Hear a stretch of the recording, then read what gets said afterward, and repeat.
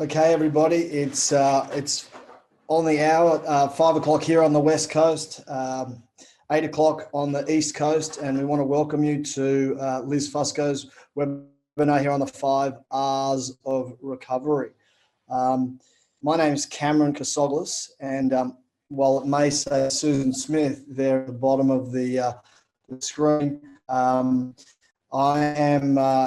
I'm involved with coaching education and coaching development with USRowing, and we're super excited to welcome you to this webinar. We super thrilled that almost 400 of you have registered for this webinar. We can see the numbers are rolling in as I speak. For those of you that haven't been on Zoom before, that's the platform that we're using, and you have the functionality of interfacing with us with questions and answers, the Q&A box there. So anytime you want to ask Liz a question, type that in, and there'll be a couple of breaks during the 45 minutes that we're together to be able to share some of Liz's insights into the whole nutrition of performance, training, making weight, and real optimal performance. So we want to welcome you all. This is the first of a monthly webinar series that we'll be doing through the course of the year. We did a really popular one before, the Head of the Charles, last year, that some of you may have been on with Mary Whipple. And we are keen to hear back from you, and there'll be an evaluation at the end to hear on subjects and topics that you're interested in learning more about. So a quick little plug here for the World Indoor Rowing Championships coming up in Long Beach at the end of February. It'll also coincide with the Indoor National Championships, and there's a picture there of one of our athletes from last year participating. So without further ado, I want to welcome the USRowing performance nutritionist, Liz Fusco, to this webinar. Liz has been involved. This is her second Olympic cycle with USRowing. Work with athletes on all levels from juniors through masters. We know there are a bunch of coaches and coxswains out there, many of you rowers that have joined us today. So Liz, I'm going to fire it over to you. We're super excited and keen to learn all the tricks of the trade. All right, awesome. Thanks, Cam. So this is one of my favorite talks to give, honestly. I think the reason why is that it honestly applies to all of you. Whether you're a junior, whether you're a master, whether you are open weight, lightweight, whether you're trying to get leaner, whether you're trying to build body mass, these principles apply to everyone. And it's really about kind of taking your individual approach to it. So the 5 R's of recovery. The other thing too I want to add before we start is that all of this isn't a PowerPoint presentation. I encourage you to try to participate in other ways other than just looking at the slides. We will pull the slides up periodically to show you some examples, and then we'll share the full presentation with you after as well. So the 5 R's are, I want to make sure that there's good height here. So the first one is rehydrate. And we'll start there.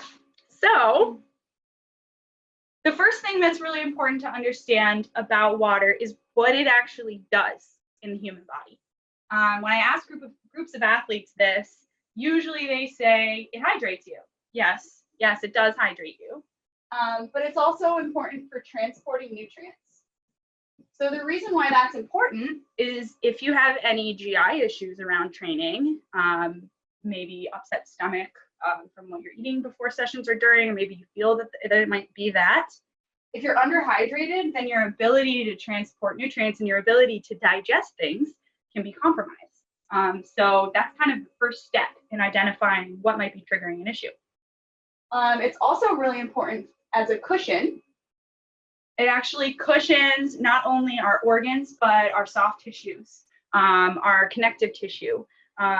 It's important for those things to be well hydrated. It's almost like trying to tear a raw steak versus tearing beef jerky. It's much easier to tear the dried up protein than the wet one. Another huge key thing, especially for us as we're getting ready to prepare for Tokyo, especially if we have any athletes that are in the Southern Hemisphere, where you're racing in hot and humid conditions, thermoregulation. So the ability to control your body temperature is very closely related to how hydrated you are. And lastly, I could go on, but immune function. Our white blood cells are primarily water. So it also is causing moistening of our airways, which help to protect us against pathogens from the air. So there's a lot of really important things that water does aside from just hydrate our cells. Now the goal when we are trying to be hydrated for practice or to be hydrated for exercise is to show up hydrated. This means looking at your very first urine of the day, your very first morning void, and that's going to tell you a lot about the past 24 hours. So Cam, can you do me a favor and pull up the slide for me? Yep, I sure can. Give me 1 second. So there's three main things when it comes to hydration and monitoring it over the course of the day. As Cam will show you, there's the color, there's the volume, and then there's frequency. So on one side of the equation, we have someone who is dehydrated or underhydrated. In that case, so this is the dehydrated person. Oh, here we go. In that case, their urine color is fairly dark yellow, as you can see, maybe orange, pretty dark. And I'm sure you've seen this. We've all seen this before. So if you wake up first thing in the morning and that's the color of your urine, that means that you were underhydrated for the previous 24 hours. Over the course of the day, if when you use the bathroom, the amount of urine that comes out is very low, and you're going more than 3 hours without using the restroom, those are other signs that you're dehydrated. So on the flip side of that, overhydration is also not a great thing. It can affect all sorts of things related to heart rate, and even some of the symptoms can be similar to dehydration, like headaches and dizziness. So on an overhydration side of the spectrum here, your pee is clear. That's another thing that happens commonly. I'll ask people, what color do you want your urine to be? And they'll say clear. Not necessarily, actually not at all. And it's in high volumes, meaning that you're using the bathroom really frequently. Now, sometimes people will go over the course of the day where they drink fluids really aggressively and they're peeing really, really frequently, maybe around practice per se. And then there's this kind of lull in the middle of the day. Maybe they went to school or they're at work and they're not drinking fluid, so they're underhydrated. So it's really about kind of spreading your fluid intake out all day long and not just chugging it all in one hit at one point in time and then going a long time without thinking about it and chugging it again. So what we're looking for here is this sweet spot, a pale yellow urine color when you wake up and over the course of the day, peeing every 2 hours, and a moderate urine volume, meaning I have to pee, but I could wait a little bit. That's the easiest way to do it. I think it's really common. People ask, you know, how much water do I need to drink? How many glasses of water a day do I need? And that kind of doesn't tell the whole story. Cam, you want to hit the space bar for me? So how much you need to drink is going to depend on how much you sweat. And that's dependent on a lot of different things. Where you were born. If you're born in the southern states in the middle of the summer, you tend to have more sweat glands than someone that was born in the Northeast in January, for example. If you spend a lot of time training in heat and humidity, you'll start to sweat sooner and more profusely. So the temperature outside, the humidity, even the amount of airflow. I've seen higher sweat rates when people are inside on the erg versus outside on the water.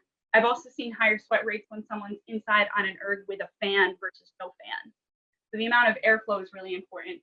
Obviously, your clothing choice. Let's say you overdress for a morning on the water and you're sweating through your clothes. The intensity, duration, even the type of exercise is going to affect how much an individual person sweats. And the important thing is to replace what you lose. So if you are struggling, if you feel like you're struggling to be hydrated or stay hydrated, you can look at what your weight change is before and after a session. So for example, if you weigh yourself in minimal clothing like a uni before a session, and then you do your training session and maybe change into a dry uni, try to get the sweat out of your hair, hop back on the scale. Every pound you lose is water. So if you lose 2 pounds in that session, then you want to replace that with roughly 32 ounces of water.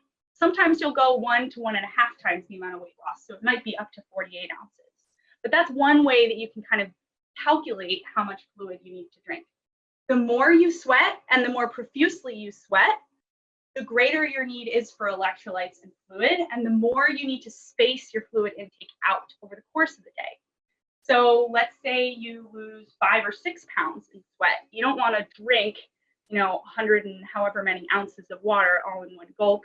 You want to add electrolytes, carry it with you, drink fluid with food, and kind of go about your day like that, just carrying water with you. There's also a lot of foods that can contribute to hydration. Vegetables and fruits, soups and stews, smoothies, all those things are high in water. They have high water content. So they can contribute to your hydration needs as well. I think in the wintertime, people tend to forget how important hydration is because it can be cold. But remember that if you're doing indoor training on an erg, higher volume stuff, you're sweating pretty profusely in some cases. So it's really important to pay attention to hydration no matter what the time of year is. Another way to incorporate more electrolytes too, if you are sweating heavily, like in high volume on the indoor erg, you don't necessarily always have to use electrolyte sports drinks or sports foods.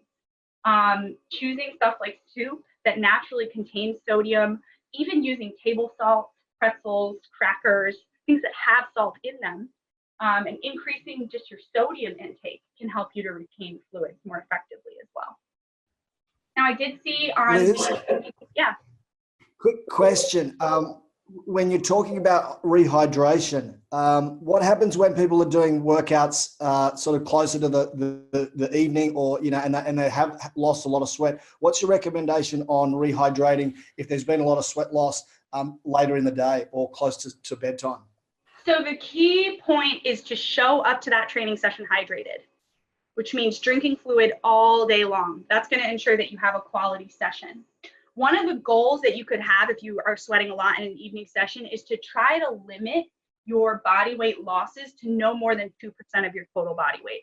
So if you weigh 150 pounds, try to keep your sweat losses in a workout to around 3 pounds, which means drinking fluids while you're training. When you're on the erg, that might be kind of difficult. So in between pieces, taking gulps might help, or even having a little bit, having like 8 to 12, 16 ounces of water before starting the workout. That way, when you get out of it, hopefully you're not in a huge hole. Okay, great. Thank you. Cool. So just as a reminder for hydration, the first goal is going to be check your morning urine color. Goal is pale yellow.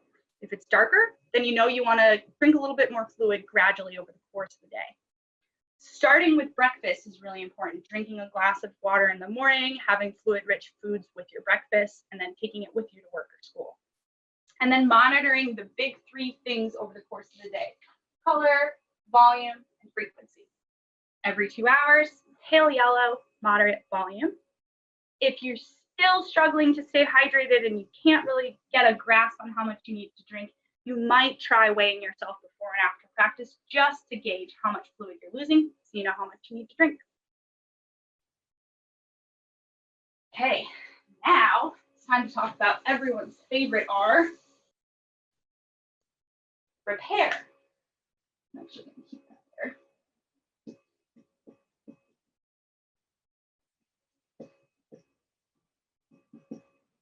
So exercise causes intentional damage to muscle tissue. We need to have damage, and we need to have a little bit of inflammation in order to have adaptations to training and have growth. So protein is really important for not only repairing muscle tissue, but also for helping it to grow and just to change. And when I say change, consuming protein doesn't always cause muscle to grow larger. Sometimes it causes it to be more metabolically active. So you might be getting more out of a muscle cell by fueling it and allowing it to recover properly. It might be able to grow more mitochondria, which is the powerhouse of the cell. So it's important for growth, for endurance, essentially, and repair. But the other key thing that protein is important for, and remember, this is for open weight and lightweight athletes alike, of all ages. It's important for regulating your appetite. So protein has the most profound effect on our hunger and fullness hormones. So consuming it over the course of the day helps us to be able to rely more on our natural feelings of hunger and fullness. It can also help us to meet body composition goals, of course. Muscle is the force-producing mass in the human body. So even in times when you're trying to modify your weight, maintaining your force-producing mass is critically important. So body comp. And then also, of course, maintaining power. So the real question is, how much protein do we need? And this, I don't want to get too deep down the rabbit hole because we don't have a ton of time, but I will say, just for reference sake, let's say we're talking about a 70-kilo person, which is about 154 pounds. I'm just choosing easy math. So for protein, if you are a youth, an adolescent, someone who's growing, the recommendations are about 1 to 1.5 grams per kilo of body weight per day. So for a youth athlete, that is somewhere between 70 and around 100 grams a day. We don't have to be perfect math here. Okay, for an adult rower, an endurance athlete who's undertaking a training program, the recommendation for protein is somewhere between 1.6 and 2.5 grams per kilo per day. Now, if you don't know how to calculate your weight in kilograms, just take your weight in pounds, divide that by 2.2, and then you can use these as the multipliers. So this still seems like it's kind of a big range. I mean, it's somewhere between 112 to 175 grams of protein. So I would say this side of the equation is an athlete who's working to maintain their current body composition, maintain their weight. If you are attempting to either increase your body mass, increase your muscle mass, or if you're a lightweight trying to come down to race weight, you would increase your protein consumption to this higher number. The reason being, it's helping to preserve your power, preserve your muscle mass in times of change. For lightweights, it's helping, well, for everyone, it's helping to control your appetite so that you can tolerate being in a modest light calorie deficit so that you can achieve these changes gradually over time. That's the ultimate goal. And we should have a separate webinar on lightweight nutrition because I could definitely go pretty far with that one. So when it comes to this, you know, we're not going to be just consuming 175 grams of protein at once. It needs to be distributed throughout the day. So Cam, can you pull up that infographic for me?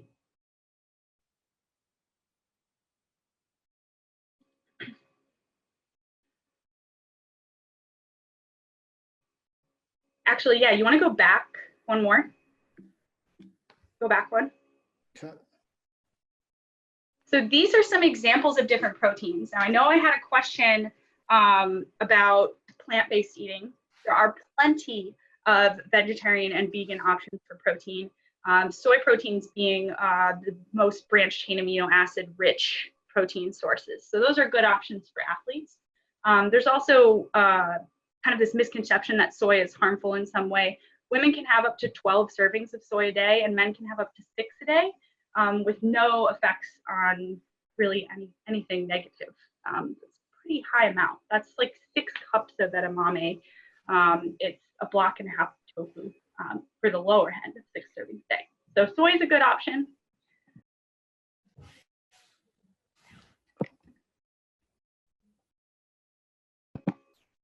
Okay, now we can skip.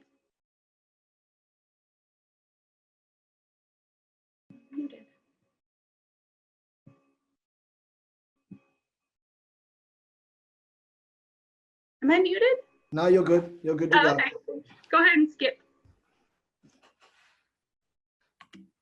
Okay. So like I said, we don't want to eat all of those proteins at once. We want to distribute them throughout the day.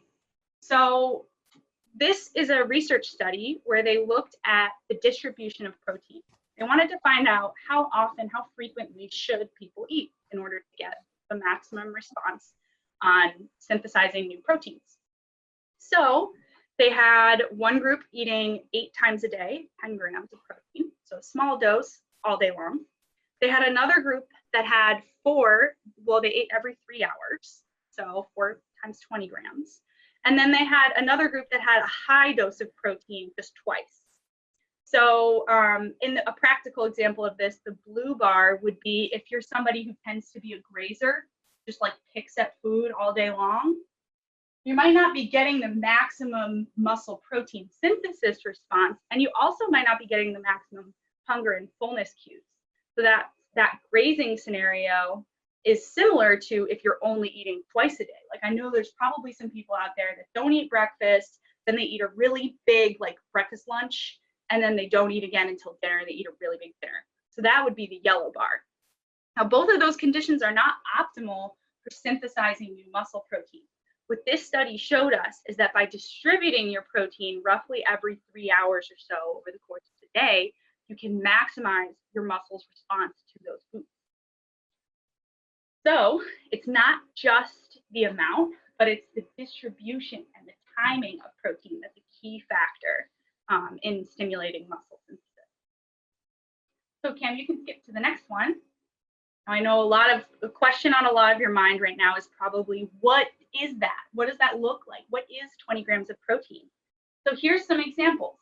I like the picture that's in the bottom of the hand holding the chicken, because I think it's a good depiction of what animal meat, 20 grams of protein from animal meat would look like.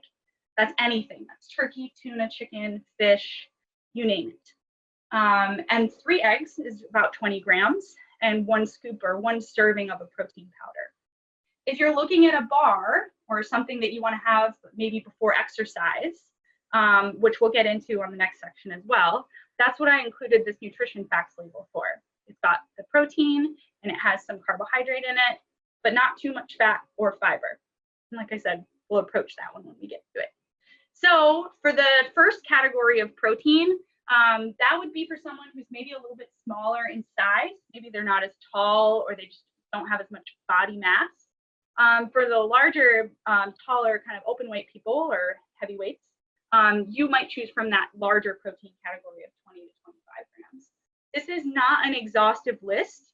It's just an example of some of the things that can provide you with that dose of protein at the times that aren't your main meals, or maybe at your main meals as well. So in recap, protein is for a lot more than just building muscle. It's important to include it over the course of the day. And the requirements for protein only change when you're trying to change your body composition. When training gets really intense, or when you're not training at all, your protein intake doesn't actually change. It's based off of your body weight and your muscle mass, not the intensity of exercise. And so the challenge with protein is, how do we distribute it all day long? What can we pack? What can we take with us to work, to the school, to practice, to class, that's going to allow us to meet these needs? Liz, a couple of questions coming in regarding changes in climate. Obviously, where, you know, in most parts of the country, it's very cold right now. How do you guide people in terms of dealing with different temperatures when it's hot, cold? You know, people going from the East Coast down to Florida, in terms of their decisions of what to eat. Well, I think the hotter and more humid and uncomfortable, the heavier that you're actually sweating, the more water-rich foods you might try to incorporate in order to help to meet your fluid needs. I think that if you are going to race in an extremely hot and humid climate, like Tokyo, for example, I'm going to use that for a little while now. You need to actually spend a good amount of time in the heat and humidity prior to your race. So if it's possible for you to expose yourself to heat and humidity for 1 to 2 weeks prior to getting to a hot and humid climate, that can actually help you to tolerate the heat a little bit better because of the fact that you start sweating a little sooner and you're better at thermal regulating. Now, when you're going to a really cold climate, I think it's really critical to have an effective warm-up strategy and to have good layering strategies in terms of your clothing. Understanding you need to have breathability with that clothing too. And that you might be sweating pretty significantly if you're wearing a lot of layers while you're exercising. So double checking on weight changes during different training sessions in different climates can be really helpful to kind of understand what your individual range is. Okay, that's really helpful. And another couple of people have asked, what about when getting sick, either the flu, you know, with winter, all kinds of things going on? Is there anything different that you'd recommend in that respect? Yeah, so there's actually another R that we'll get to. It's a really quick one though. It's called reinforce. We're reinforcing our immunity. So when you feel that you are starting to get sick, consuming a good amount of fruits and vegetables, getting color, you know, all those different colors are corresponding to micronutrients, which can help with our immune defenses. Other things that can help at the onset of a cold or flu, probiotics. So fermented foods like yogurt, drinkable yogurts like kefir, kombuchas, different types of fermented foods can help to grow your internal gut bacteria, which help to fight different types of pathogens. You know, doing the standard things like hand washing, you know, making sure that you're really on top of sanitation, and potentially taking a small amount of vitamin C, like 500 milligrams. Now, if you look at like an emergency package, usually 1 to 2 grams of vitamin C. So it's not, we don't necessarily need that much. We just need to make sure that we're getting the amount that we need, like that we're getting enough. So even just consuming more citrus fruits, more tomato, things like that can help you to increase your vitamin C intake as well. Great, thank you. Mm-hmm. Okay, so when it comes to protein, it's the distribution that's the key. So I'm gonna erase this. Okay, now this is the part where we kind of start to put things together a little bit, because as a reminder, where your protein intake might range 1 to 2.5 grams per kilo per day. We'll keep that in mind when we talk about how much of a range carbohydrate is. So our next R is to refuel. So the main fuel source for endurance exercise, especially higher volume, higher intensity, longer duration, the main fuel source is carbohydrate. So where the protein recommendations range from 1 to 2.5. Remember that it stays pretty static no matter what you're doing in terms of training. With carbohydrates, your range is anywhere from 2 to 12 or more grams per kilogram per day. Now, most people are not going to fall into this 12 grams per kilogram per day recommendation unless you're doing the type of volume that you know, the elite level athletes are doing regularly, day in and day out. Most people will fall in more of like 2 to 6 grams per kilo per day. Now, I don't want you to do this math. I'm kind of just showing it to you just so that you can see how big the variability is and what the differences are in variability. So for that same 70-kilo person, for the last one was basically like 70 to 170 grams a day for protein.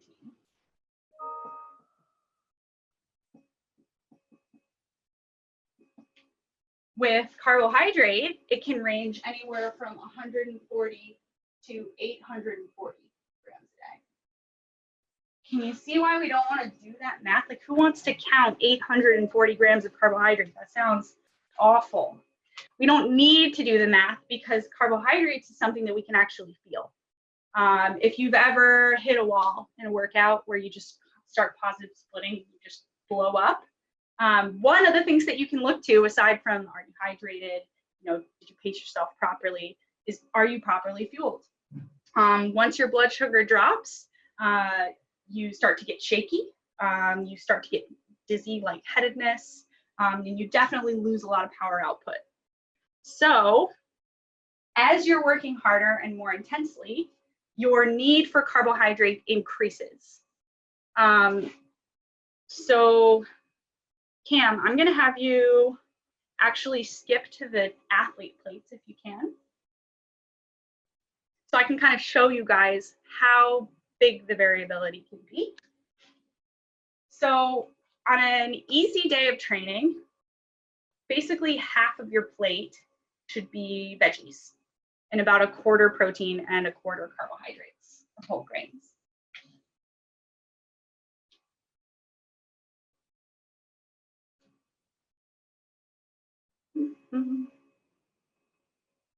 There it is. So here's what your plate would look like on an easy day, which would mean a day off. Maybe you just have a short skills session or just something quick in the morning or in the evening, or this would be a weight management plate. So if someone's working on coming down and getting ready to race. So as you can see here, half the plate is veggies, and there's all the different examples there. A quarter of the plate is whole grains, so things that are higher in fiber. So when we talk about pasta, we mean whole wheat pasta in this case. When we talk about rice, we mean brown rice. Potatoes with the skin, whole grain cereals, whole wheat breads, and legumes and beans. So this would be your easy plate. Now we're going to skip to the moderate plate. So this is where many people will fall over the course of winter training. If you're doing more than 2 hours a day, so if you're doing more than 120 minutes, either split into 2 sessions or 1 session. And then maybe you're doing 2 or more sessions per day, where one of those sessions is a more quality session, meaning it's higher in intensity, maybe longer in duration, and then one of them could be more skills-based. So I think a lot of people fall here. So you can see, like I said, the protein area is completely the same, and the need for carbohydrate is increasing. So more of the plate's taken up there. Now, another thing that you might notice is that it no longer says whole grains in the moderate training area. It now just says grains. So if you're training intensely, if you're training frequently over the course of the day, one of the questions that I get that some people told me is that they don't know what to eat right before a session. They don't have a lot of time. That's when you want to choose more simplified things like white rices, white breads, fruit that's ripe, things that don't have a ton of fiber. That's when we only have an hour or so before the session. We want to keep it really simple so that we can digest it quickly and start exercising. And that also means when you're doing moderate or high intensity work or like high volume work, that incorporating some of those simpler foods can actually help you to meet your calorie needs and help you to tolerate the foods better so that you end up having a better workout. So the next plate would be our hard plate. Cam wants to pull that one up. So this is an example of kind of the 12 grams per kilo per day, like high end of the spectrum example. So this is if you're doing more than 3 hours a day or more than 3 sessions, or if you're doing 3 sessions and 2 of them are difficult or long. This also might be what your plate looks like. I know someone had asked a question about if they have like 3 events or 4 events over the course of the day. You might choose this plate just to top up your energy stores in the 24 hours before your race.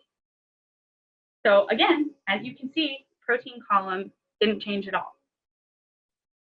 Okay, so now I'm gonna have Cam, if he can, go back a little bit to the carbohydrate slide that has all the pictures of different examples of carbs on it. We're kind of skipping around a little, but that's okay. Okay, we'll get back to that slide too. So I made this one so that you can see on the very top of the slide, those are the types of carbohydrates that are a little bit more complex. They're containing fiber and they're taking a little bit longer to digest. So beans, whole grains, raw leafy vegetables. These are the things that we want to consume either after exercise or about 3 hours before exercise. That gives us a lot of time to digest. It can also help to extend our feelings of satiety, aka fullness, over the course of the day. So incorporating these whole grains is important for people who are on a weight management plan as well. And then as we move further down the slide, we've got the more simplified sources of carbohydrates. So fruit snacks is something that the national team likes to use. Dried cranberries is another one because they are pretty low in fiber. Obviously gels and sports foods, but also just bread, rice, fruit. These are all things that we're going to digest fairly quickly. So if you're looking for something you can grab if you only have an hour or so before a session, those are some good options for carbohydrates. Okay, so the next slide is also going to answer a question that I received. Someone had asked, when do I need to start taking on fuel during my exercise? So this is a really handy infographic that basically shows the longer the duration, the greater your need for carbohydrates during the effort as well. So if you're exercising for 2 hours, for example, you might take in around 30 grams per hour. So at the 60-minute mark, take in 30, or maybe at 45 minutes and that effort, take in 30 grams, and then again at 75 minutes. Now this is always going to vary based off of the person. And also, if you aren't taking in fuel during exercise now, your gut is an athletic organ that can adapt. It actually doesn't take very long. It only takes about a week or two for your gut to be able to adapt and tolerate different types of foods and fluids. And that also goes for those of you who don't eat breakfast currently. I think that's really critical. And that's also an important thing in thinking about, do you need to take carbohydrate during your session? If you're practicing first thing in the morning and you're not eating breakfast, then you should absolutely have carbohydrate in the boat or on the erg, near the erg, so that you have some type of fuel. Now that's basically an emergency situation.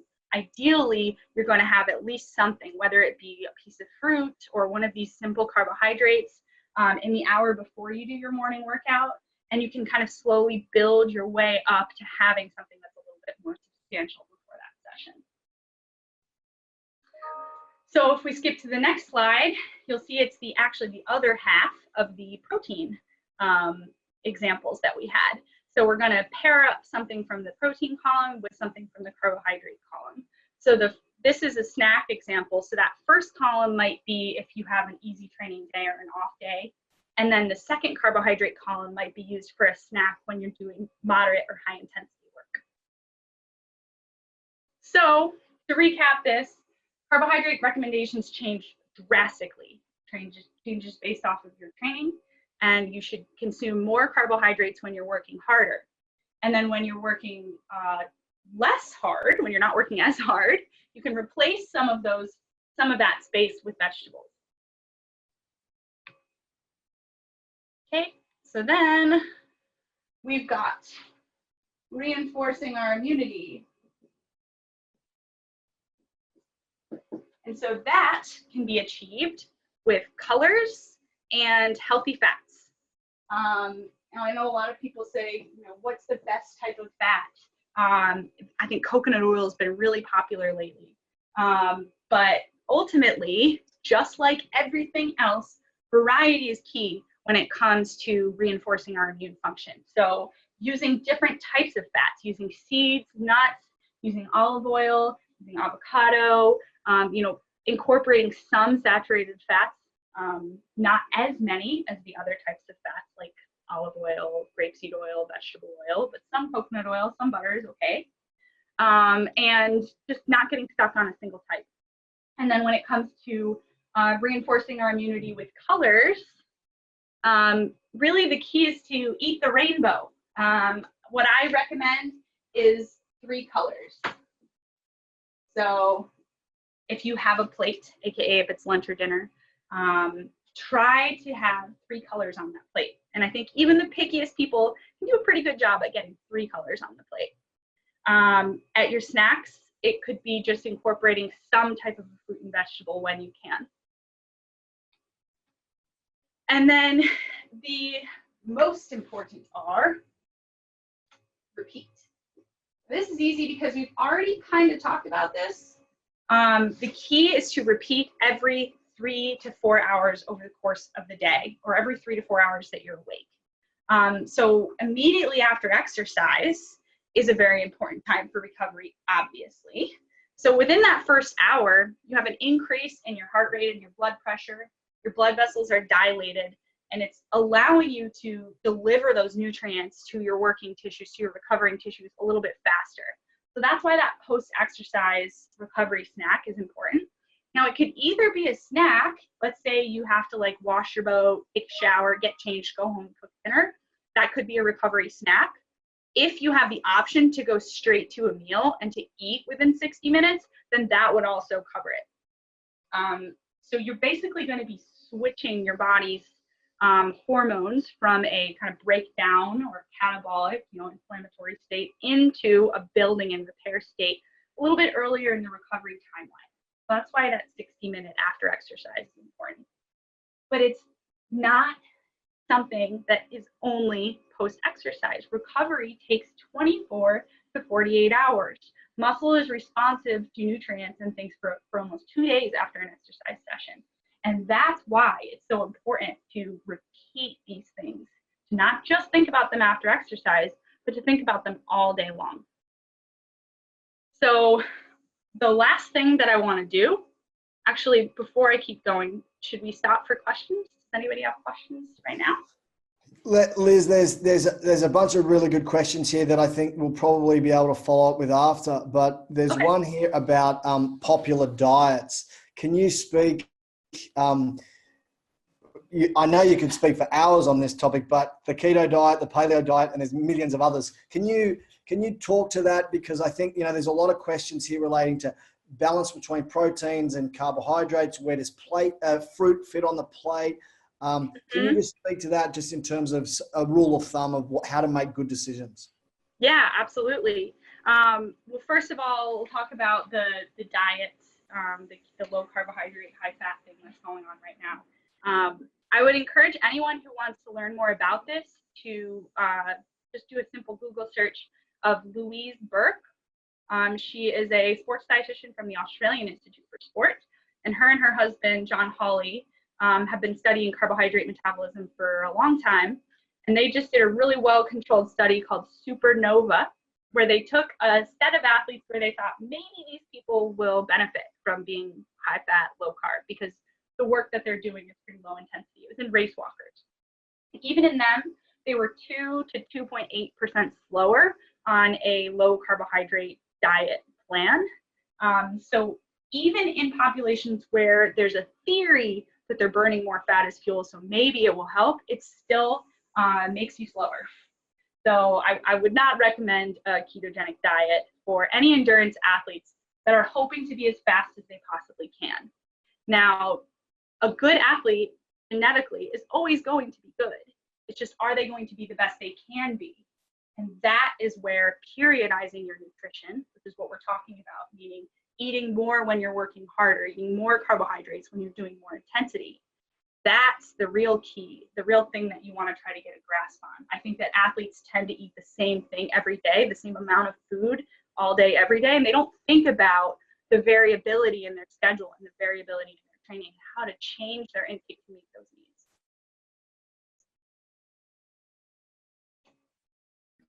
Okay, Liz, we're getting close to the end of it all here. So do you want to just put together some concluding comments?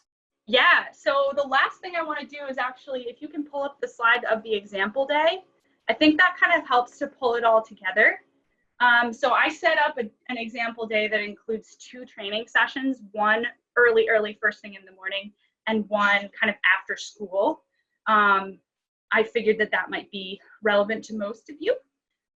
So when we look at our example day, this is always going to depend on how long you're awake, like I said. So if it's Sunday and you're waking up at 11 and you're going to bed at 8, you don't need to eat 7 times.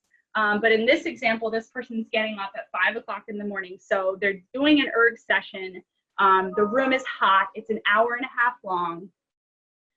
So what my mind goes to is, first of all, they need to eat breakfast because the session's longer than an hour. That it should be something that's fast and easy to digest. So I would go with something liquid. That way you can incorporate some protein and have some carbohydrate. In this example, maybe it's 1 or 2 cups of fruit, using a low-fat milk, because fat can actually hold things in your stomach a little bit longer too. So by choosing lower fat options, it can help you to digest a little faster right before exercise. And then incorporating a little protein. So since it's a hot room and it's an hour and a half, I wrote to bring a sports drink as well as water. And then we have our kind of standard American breakfast around 7. Now this is an important time of day, the time between breakfast and lunch, especially if you're not eating lunch until like 12 or 1. If you eat breakfast at 7 and you're going 5 or 6 hours before you eat again, it's a little too long. So pull something from the recovery snack list for 10 a.m. And that could be something so simple as a protein bar, or it could be a little prepped mini meal. Depends on how motivated you are. So then we have lunch, again, happening at 1 o'clock. Following the athlete plates for lunch is an easy one. So again, if you have an off day, choose the easy plate. If you have another session later on, you would probably go with the moderate size plate for lunch. And then this is another key time. I call this one the appetite ruiner. That 3 or 4 o'clock snack in between breakfast and lunch. So I put a couple of examples here as something that's you could have before practice if you have a 4 o'clock. So again, keeping it simple. You want it to be something that is familiar, that you're used to eating, you have some time to digest it, and it has a combination of carbohydrates and protein, but leaning a little bit heavier on the carbohydrates. Then we have our 4 p.m. practice. Now the question is, how long is my session? If I'm going to be training for 2.5 hours, fueling during that is going to be important, and I should probably start taking carbohydrates in at around an hour to an hour and 15 minutes into the workout. If you're doing skills work or something that's light, you don't necessarily need to be fueling with carbohydrates during it.